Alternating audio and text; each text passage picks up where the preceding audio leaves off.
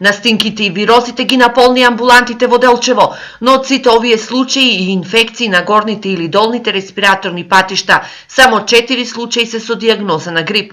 За разлика од лани, кога во месецот јануари се евидентирани вкупно 37 случаи со грип, 4 грипозни сепак даваат поволна епидемиолошка слика во Делчево. Секоја настинка или сомневање за горна респираторна или долна респираторна инфекција, матичните лекари треба да ги доставуваат во подрачната единица, односно во хигиено-епидемиолошката служба во Делчево. Релативно високите температури во текот на денот и минусните во текот на ноќта даваат подлога за зголемување на бројот на заболени лица со вирози или настинки, но и со грип.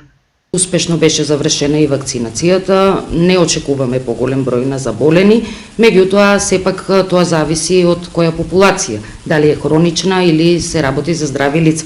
Доколку се работи за хронична популација на болни лица, ги советувам, значи, секоја година редовно да се вакцинираат, додека за здравите лица да го зголемат имунитетот, да внесуваат повеќе течности, физичка и психичка активност повеќе, зголемување на имунитетот, избегнување на лица болни од грип и често проветрување на просториите.